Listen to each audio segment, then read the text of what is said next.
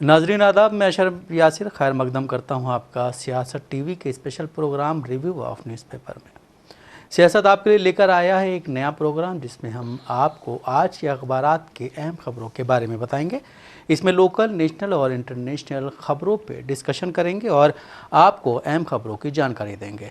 हम इस प्रोग्राम में हर इम्पॉर्टेंट खबर पर रोशनी डालेंगे, चाहे वो लोकल हो, नेशनल हो या फिर इंटरनेशनल। इस प्रोग्राम में हर खबर की तह तक जाएंगे, क्योंकि कुछ खबरें अखबारों में महज सुर्खियां बनकर रह जाती हैं या फिर टीवी पर उन खबरों को सिर्फ 2 ही मिनट मिल पाते हैं। लेकिन हम आपको उन खबरों के बारे में तफसील से बताएंगे। और आज हमारे साथ इस प्रोग्राम में मौजूद हैं सियासत के जर्नलिस्ट जनाब शाहिद उमैर साहब। शाहिद, आपका खैर मकदम है।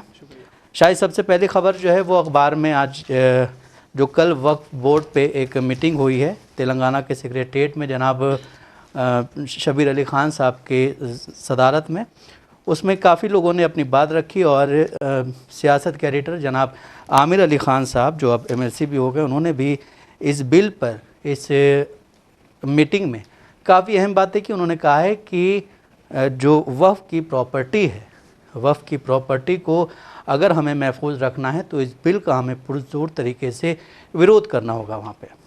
जी, जब से हम लोग देख रहे हैं कि जब से वक्फ बोर्ड का जो बिल आया है, जो कि केंद्र सरकार ने लाई है, उसके बाद से लगातार इसको लेकर हंगामे शुरू हो गए हैं। हालांकि कई ऐसी पार्टियां हैं जो इसके विरोध में गई है। हाल ही में महाराष्ट्र से भी ऐसे न्यूज़ देखने को मिले थे कि कैसे उद्धव ठाकरे ने इसके खिलाफ अपनी बात रखी है। इसी बीच आज जो कि कल तेलंगाना में जो बैठक हुई है, उसमें जो अभी वर्तमान में MLC आमिर अली खान साहब जो बने हुए हैं, वो भी बैठक में हिस्सा लिए और खुलकर उन्होंने ये कहा है कि मुसलमानों के इन सब मामलों में खुलकर बोलना चाहिए, नहीं तो उनकी जो निजी चीज़ें हैं उसको छीन ली जाएगी और बाद में हक मांगने पर भी कई तरह के उन पे सवाल खड़े किए जा रहे हैं। हालांकि कल की जो बैठक है उसमें शब्बीर अली खान के नेतृत्व में किया गया। हालांकि जो MLC भी हाल ही में बने आमिर अली खान साहब, उन्होंने भी बेबाकी से अपनी बात रखी है। जिस तरह से सवाल खड़े हो रहे थे कि आमिर अली खान साहब जो MLC बने हुए हैं, वो अपनी क़यादत को लेकर जो उनकी जो ज़रूरती चीज़ें हैं या फिर कह लें जो मुस्लिमों की ज़रूरती चीज़ें हैं, उस पर वो खुलकर अपनी बात रखेंगे। लेकिन जिस तरह से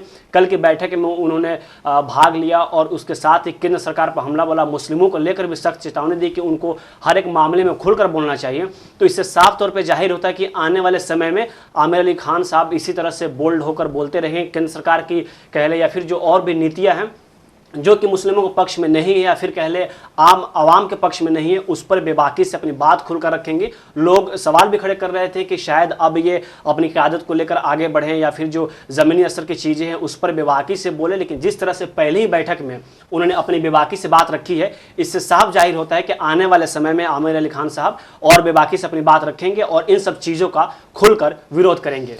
हालांकि आमिर अली खान साहब बेबाकी से अपनी बात रखते हैं, चाहे वो अखबार हो या फिर टीवी का प्रोग्राम फ़िक्र नज़र हो, हर चीज़ में वो जो केंद्र सरकार की जो गलत नीतियाँ हैं उन पे वो हमेशा आवाज़ उठाते रहे। बिल्कुल जिस तरह से, लेकिन अभी हाल ही में उन्होंने राजनीति में कदम रखा है, उसको लेकर काफ़ी चर्चाएं चल रही थी कि अब इनका अगला कदम कैसे होगा, अब कैसे काम करेंगे। लेकिन जिस तरह से पहली बैठक में इन्होंने अपनी मंशा को साफ कर दिया, उससे अब लगता है कि आने वाले समय में और इनके लिए जो लोग उम्मीद लगाए बैठे हैं शायद वो बेहतर हो।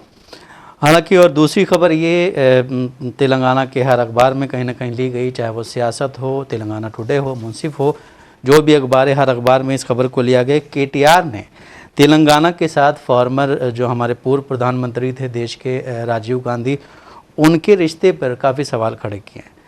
उन्होंने कहा है कि अगर ये जो तेलंगाना की कांग्रेस गवर्नमेंट है वो अगर तेलंगाना के सेक्रेटेरिएट में राजीव गांधी का स्टैचू बनवाती है तो हमारी जब सरकार आएगी तो हम उस स्टैचू को तोड़ देंगे, क्योंकि उनका तेलंगाना के आंदोलन में या तेलंगाना के लोगों के साथ कोई रिश्ता नहीं है।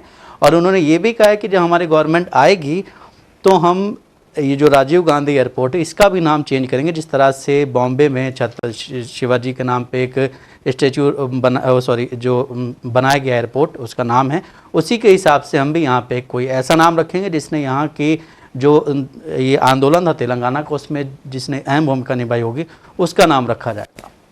जैसे कि KTR ने कहा है कि यहाँ पे तेलंगाना की बात करें तो यहाँ पे राजीव गांधी की कोई भूमिका नहीं है, लेकिन मुझे लग रहा है कि ये बदले की राजनीति है उन्होंने ये कहा कि अगर तेलंगाना में जिसकी बड़ी भूमिका है, हमने यहाँ पे जब मेरी गवर्नमेंट आएगी तो राजीव गांधी का जो स्टेचू है उसको मुखाड़ फेंकेंगे और उसके बाद जो यहाँ पे इंटरनेशनल जो हवाई अड्डा है उसका भी नाम बदलेंगे। उन्होंने एक मिसाल दिया कि महाराष्ट्र में जैसे छत्रपति शिवाजी का जो एयरपोर्ट का नाम रखा गया तो उसमें उनकी भूमिका है।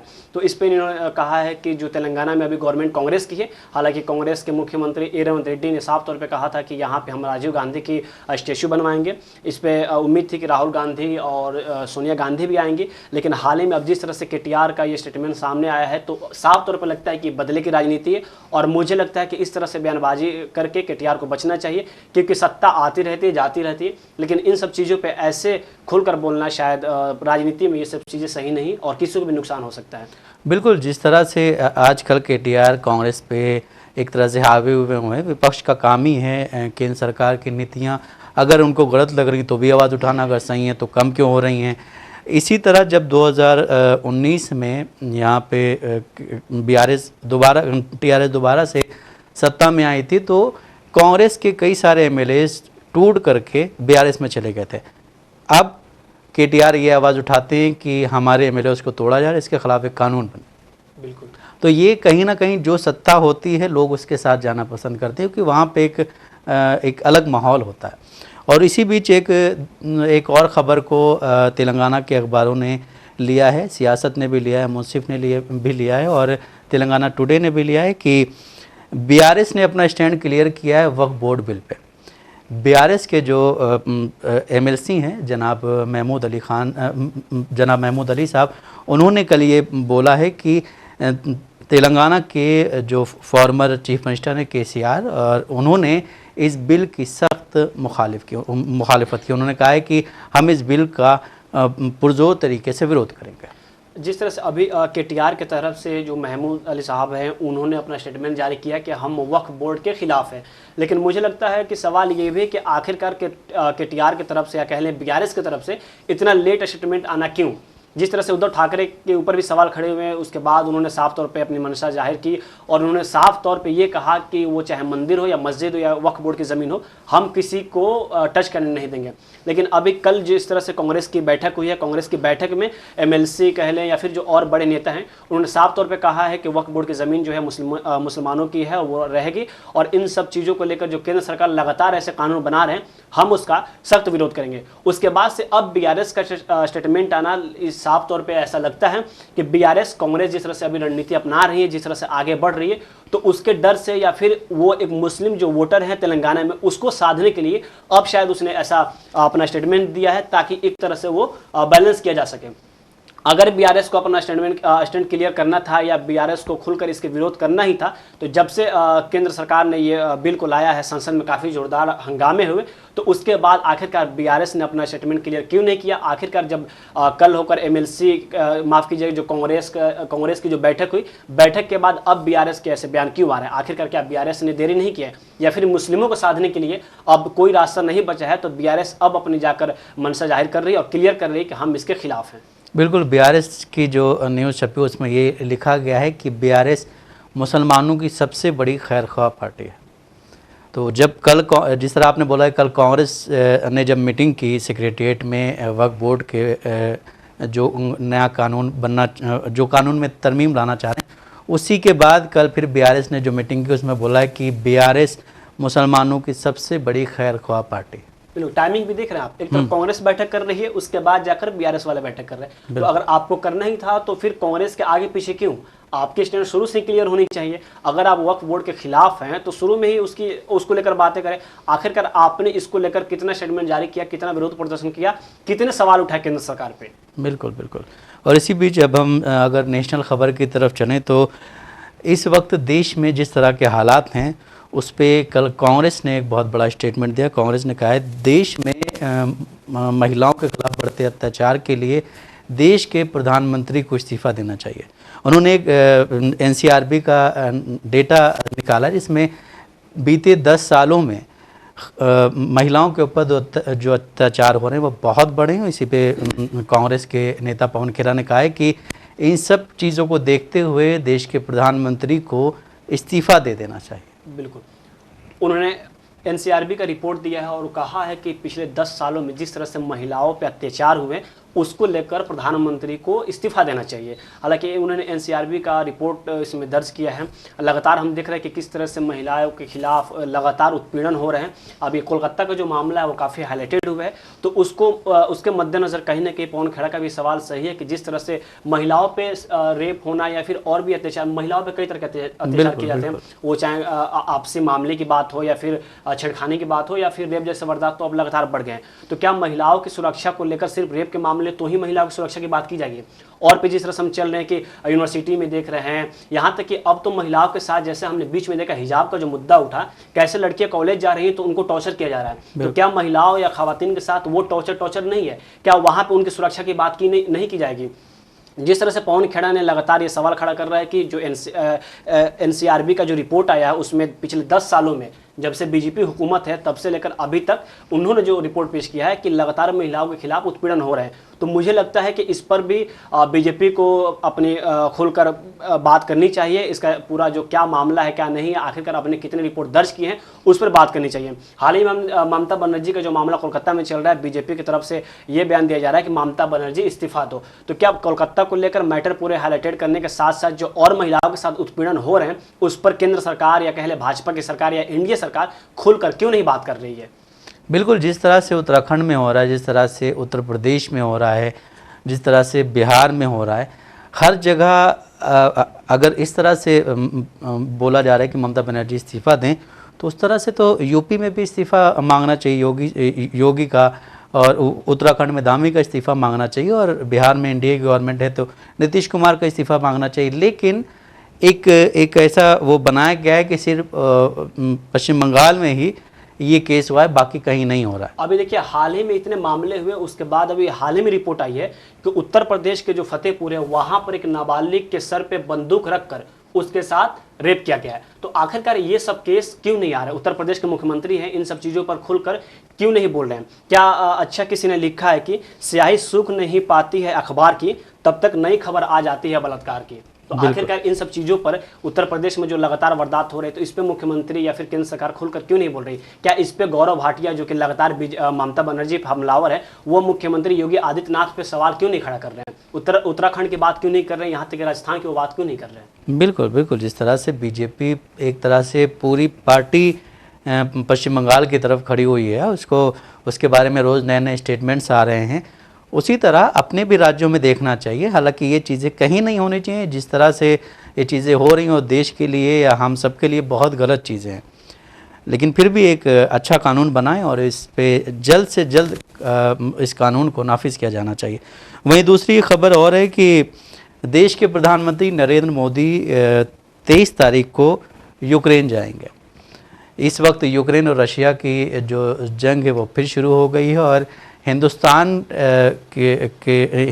ने अपने स्टूडेंट्स को वहाँ बोला है कि आप लोग एक सेफ जगह पे जाएं। अभी कुछ दिन पहले न्यूज़ आई थी कि आप एक सेफ जगह पे जाएं जहाँ पे चीज़ें ना हो। तो अब रशिया और यूक्रेन के युद्ध के बारे में बात करने के लिए देश के प्रधानमंत्री नरेंद्र मोदी 23 तारीख को यूक्रेन के प्रेसिडेंट जेलेंस्की से मुलाकात करेंगे। जी, यूक्रेन के प्रधानमंत्री जो वहाँ पे है जेलेंस्की से मोदी जी मिलने तो 23 तारीख को जा रहे हैं, लेकिन पिछले कुछ टाइम से हमने लगातार देखा है किस तरह से यूक्रेन और रसिया आपस में भिड़ रहे हैं। हालांकि बीच में कई बार शांति समझौते की कोशिश की गई, हालांकि ऐसा सफल रहा नहीं। अमेरिका भी अपने खुलकर बयानबाजी नहीं कर पाया या किसके पक्ष में खड़ा ये भी देखने को नहीं मिला। इसी के साथ भारत भी लगातार हर मामलों में जब भी ऐसी चीज़ें होती हैं इंटरनेशनल लेवल पर वो खुलकर अपनी बात रखता है। हालांकि भारत की तरफ से लगातार ये कोशिश की जाती है कि शांति की बात हो, शांति की बैठक हो, लेकिन अभी तक यूक्रेन या रसिया की बात करें तो बीच में ऐसा हुआ नहीं। हालांकि काफ़ी जालमाल का नुकसान भी हुआ था। जेलेंस्की भी लगातार रसिया को लेकर युद्ध करते रहे हैं। वो भी लगातार बीच में जब युद्ध शुरू हुए थे तो देखा गया था कि कैसे खुद भी मैदान में उतर कर सैनिकों से मिले, उनको हिम्मत कैसे अफजाई कर रहे थे।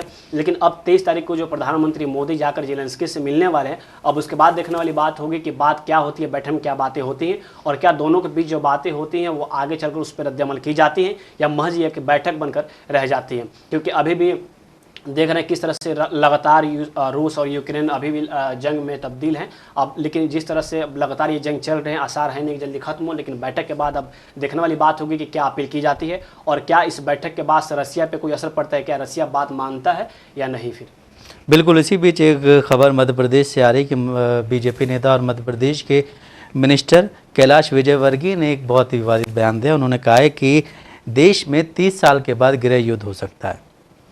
एक एक बड़े नेता और एक मिनिस्टर होने के नाते इस तरह का बयान देना, और उसके बाद ये कहा गया कि हिंदुओं को इसमें मजबूत रहना चाहिए।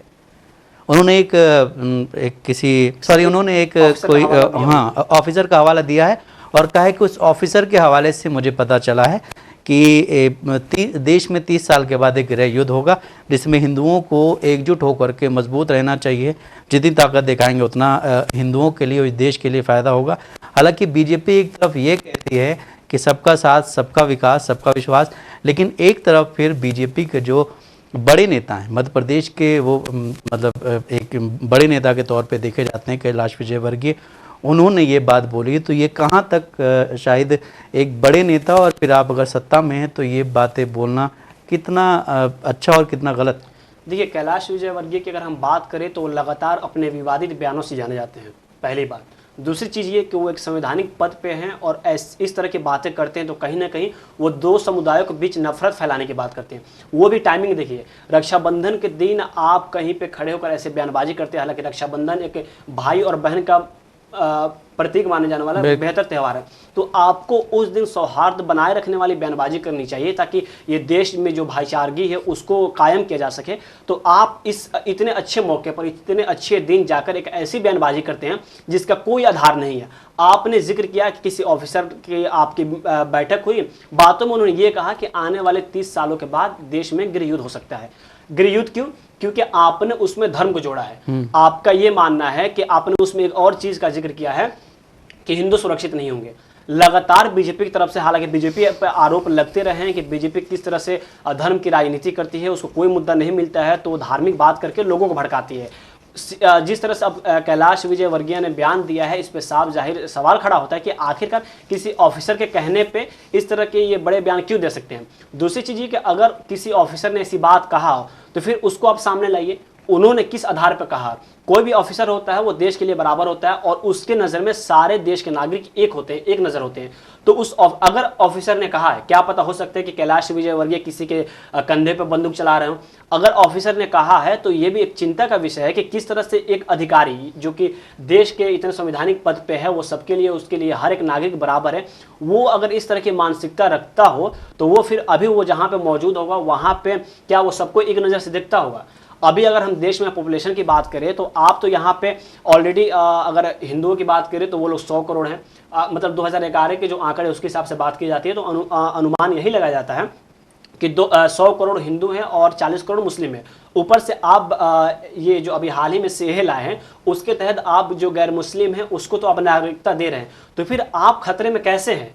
क्या ये देश में एक अलग तरह का सौहार्द बिगाड़ने की या लोगों को डरा धमकाकर वोट बैंक की राजनीति नहीं हो रही है? कैलाश विजयवर्गीय अच्छे नेता माने जाते हैं लेकिन लगातार वो अपने विवादित बयानों से भी जाने जाते हैं, और इस बीच इस तरह का बयानबाजी करना क्या देश के सौहार्द बिगाड़ने की कोशिश नहीं है? और इस तरह से अगर बयानबाजी होती भी है, जो बीजेपी का नारा है सबका साथ, सबका विकास, सबका विश्वास, सबका विश्वास का मतलब पूरे जो देश में लोग हैं उनका विश्वास, तो कैलाश विजयवर्गीय अगर इस तरह की बयानबाजी करते हैं तो फिर बीजेपी की तरफ से इसके बारे में क्यों खुलकर नहीं बात की जाती है? अगर उन्होंने किसी अधिकारी ने बात की है तो आप उनको सामने लाएं, कोर्ट करें, अगर नहीं की है तो फिर इस तरह की बयानबाजी कर आप देश में क्या संदेश देना चाहते हैं? बिल्कुल, बीजेपी जो 2024 में इलेक्शन जीती है, मतलब वो जो गठबंधन से एक एनडीए की सरकार बनी उसके बाद बीजेपी के ही नेताओं ने कई बार इस चीज़ को बोला है कि जिसने हमें वोट दिया है हम उसका काम करेंगे, जिसने हमें वोट नहीं दिया हम उसका काम नहीं करें, चाहे वो वेस्ट बंगाल हो, चाहे वो बिहार में भी हमने देखा कि कैसे बिहार में भी इसी तरह बोला गया है, राजस्थान में भी इसी तरह बोला गया, और अब मध्य प्रदेश से एक न्यूज़ आ रही। तो ये जो सीटें कम आई हैं इसका खौफ उनके अंदर बिल्कुल नहीं है।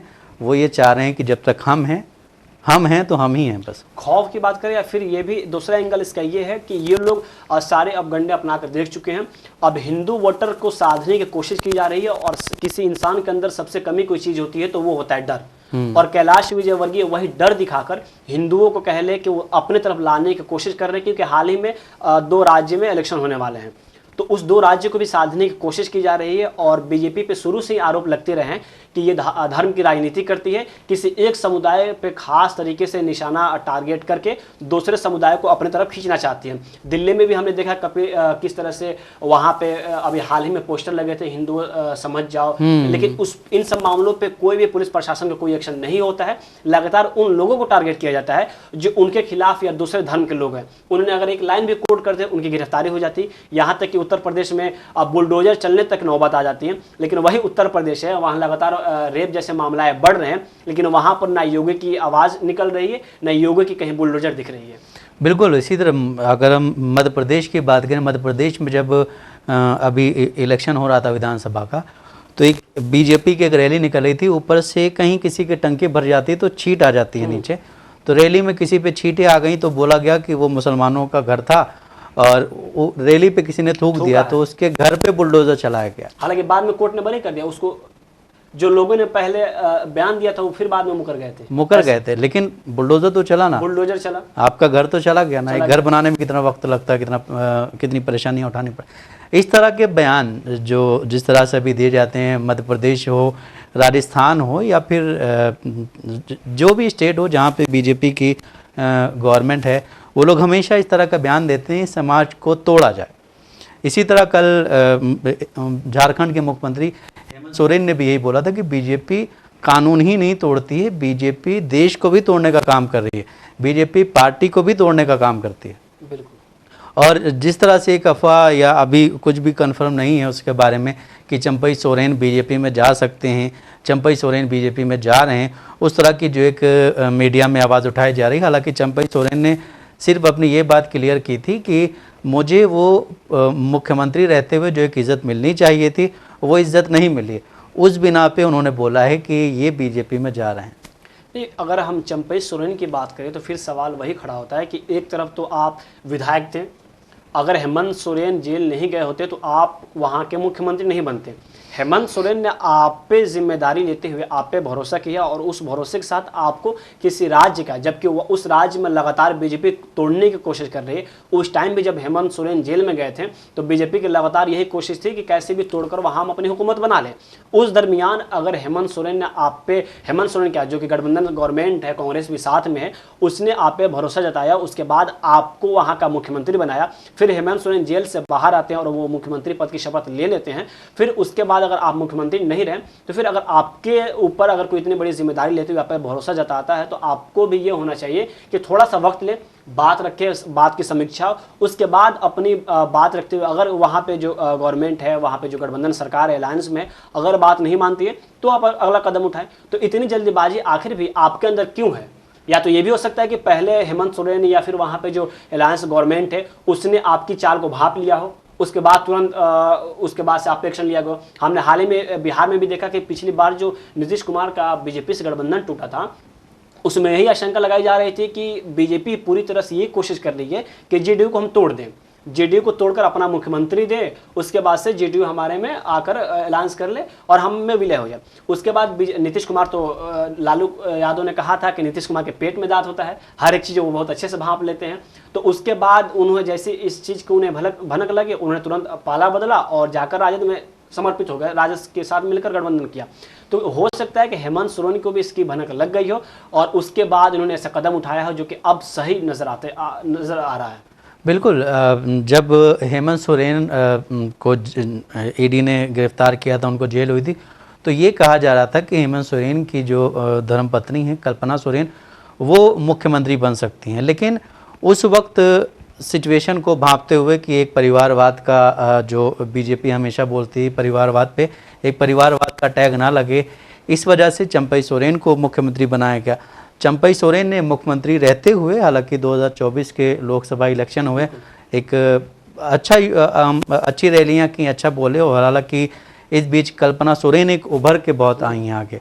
हेमंत सोरेन के पास उस टाइम मौका था अपनी पत्नी को मुख्यमंत्री बनाने का। हालांकि सोशल मीडिया पे लगातार ये वायरल होने लगे थे कि अपनी पत्नी, क्योंकि उनकी भी अच्छी पकड़ मानी जाती है और हेमंत सोरेन के मुख्यमंत्री बनने में भी काफ़ी उनका योगदान माना जाता है, तो उस टाइम ऐसा विकल्प था कि वो अपनी पत्नी को वहाँ की गद्दी संभाल दे। लेकिन हेमंत सोरेन ने ऐसा न करके एक तो परिवारवाद का नारा, दूसरी चीज़ उन्होंने राज्य के जो विकास के बारे में कह लें या उनके हित के बारे में बात कर ले, तो उन्होंने अपनी पत्नी को सत्ता पर ना बैठाकर उन्होंने चंपई सोरेन को मुख्यमंत्री बनाया। लेकिन चंपई सोरेन आज सिला इस कदर दे रहे हैं कि ना चाहते हुए भी हेमंत सोरेन को अपना स्टेटमेंट जारी करना पड़ रहा है। हेमंत सोरेन ने कल या परसों ही बयान दिया था कि पैसा कुछ भी करा सकती है, लोग इधर जाए या उधर जाए, मुझे फर्क नहीं पड़ता है। तो ये भी एक तरह से कह लें राजनीति में ये सब चीज़ें संभव है, कुछ भी हो सकता है। लेकिन जिस तरह से चंपई सोरेन ने अभी जल्दीबाजी में कदम उठाया, अब क्या पता उनकी अपनी अंदर की आवाज़ है या फिर किसी के इशारों पे चंपई सोरेन काम कर रहे हैं। बिल्कुल, और डर भी हो सकता है ये। अब एक खबर को और काफ़ी अखबारों ने लिया है, चाहे वो नेशनल अखबारों या फिर तेलंगाना के अखबारों, इंग्लिश अखबारों या उर्दू अखबारों या हिंदी अखबारों, हर अखबार ने राहुल गांधी की न्यूज़ को लिया है कि लोको पायलट के बाद अब राहुल गांधी ने कल एक कैब ड्राइवर के साथ काफ़ी टाइम बिताया और उनकी पूरी फैमिली से मिले, उनकी जो आर्थिक स्थिति है उसके बारे में जानना, उनकी कितनी बचत मतलब वो कितना कमा लेते हैं, कितनी सेविंग करते हैं, उसके बारे में जाना। उसके बाद उन्होंने कहा है कि जो कांग्रेस के जो राज्य सरकारें हैं गिग वर्कर्स के लिए एक ठोस नीति अपनाएंगी और इंडिया गठबंधन जो है वो भी एक अच्छी पहल करेगा कि इनकी जो आमदनी है उसमें इजाफा हो। जी बिल्कुल, मुझे भी लगता है कि एक अच्छा पॉलिटिकल या फिर बोल लें कि एक अच्छा इंसान जो राजनीति में कदम रखा है वो वही है कि जो ज़मीनी स्तर पे लोगों की क्या ज़रूरतें हैं, क्या चीज़ें चाहिए उनको, क्या नहीं मिल पा रही है, उसको लेकर वो ज़मीन पे उतरे। हाल ही में जिस तरह से अभी वर्तमान के समय में राहुल गांधी का एक इमेज क्रिएट किया गया है, सबसे उसमें बड़ी भूमिका यही रही कि वो लगातार लोगों से जाकर ज़मीनी स्तर पर मिल रहे हैं, कोई स्क्रिप्टेड नहीं। हाल ही में हमने देखा कैसे मैकेनिकल जो हैं, जो साइकिल बनाते हैं, मोटरसाइकिल बनाते हैं, उनसे उन्होंने मिला, जो ट्रक ड्राइवर है उनसे वो मिले, लगातार वो लोगों से बैक टू बैक मिल रहे हैं, उनकी क्या प्रतिक्रिया है, क्या समस्याएं आ रही हैं, उस पर वो खुलकर बात कर रहे हैं। जो अगर इंस्टीट्यूट की बात करें वहाँ पर बच्चों से जाकर मिल रहे हैं, कैसे पढ़ाइयाँ हो रही हैं, क्या चीज़ों का फेस कर रहा है। अभी कल ही जिस तरह से रक्षाबंधन के मौके पर वो जाकर एक कैब ड्राइवर से मिलते हैं और उनसे बात करने के दौरान उन्होंने बाकायदा सोशल मीडिया पर पोस्ट किया और उन्हें साफ इसका जिक्र किया कि जिस तरह से सिर्फ महंगाई बढ़ रही है, ना तो लोगों का कारोबार बढ़ रहा है, ना उनकी आमदनी बढ़ रही है, और जिस तरह से लगातार महंगाई बढ़ रही है और कारोबार को लेकर आमदनी नहीं बढ़ रही है, तो ये कहीं ना कहीं देश के लिए या फिर उन लोगों के लिए काफ़ी चिंता का विषय है जिसके पास ना तो कोई गवर्नमेंट जॉब है और ना ही कोई सिक्योर उनके पास कोई नौकरी बची हुई है। तो इन सब चीज़ों को लेकर राहुल गांधी लगातार रोड पर उतर रहे हैं, लगातार अपनी बात रख रहे हैं और कहीं ना कहीं यही उनकी एक अच्छी पकड़ अभी के वर्तमान में मानी जा रही है, जो कि उनका एक अलग फेस क्रिएट किया है। और इसी को लेकर कह ले तो बीजेपी भी लगातार बौखलाई रहती है, हर एक उनके मामले पर वो ट्वीट करना या उनके कामों पे सवाल उठाना उनका जारी रहता है। हालांकि राजनीति में ये सब चीज़ें चलती रहती हैं, लेकिन जिस तरह से राहुल गांधी अभी लगातार लोगों से मिल रहे हैं, जाकर उनकी क्या समस्या है वो सुनने की कोशिश कर रहे हैं, तो कहीं ना कहीं राहुल गांधी का जो फेस है, क्योंकि कहा जाता है राजनीति में आप अगर किसी के दिल में जगह बना लें तो उसके बाद अब पैसा हो या कोई भी चीज़ पावर हो काम नहीं आता। और राहुल गांधी इस बीच जिस तरह से वो लगातार लोगों से मिलकर दिलों में जगह बना रहे हैं, कहीं ना कहीं उनकी कामयाबी इसी में झलकती है। बिल्कुल, जिस तरह से राहुल गांधी ने भारत जोड़ो यात्रा निकाली, जिस तरह से राहुल गांधी ने भारत न्याय यात्रा निकाली, उसी का जो रिज़ल्ट है वो 2024 के लोकसभा इलेक्शन में देखने को मिला कि कांग्रेस की या इंडिया गठबंधन की सीटें बढ़ी। नाज़रीन, इसी के साथ आपने देखा कि हमने आपको आज के न्यूज़पेपर के ज़रिए अहम खबरों से रूबरू कराया। ऐसी ज़रूरी खबरों से रूबरू होने के लिए हमारे साथ प्रोग्राम से जुड़े रहें और अगर आपकी इस प्रोग्राम से रिलेटेड कोई भी राय है तो हमें कमेंट बॉक्स में ज़रूर बताएं। इसी के साथ मुझे और शाहिद उमैर को दें इजाज़त। आप बने रहें सियासत टीवी के साथ।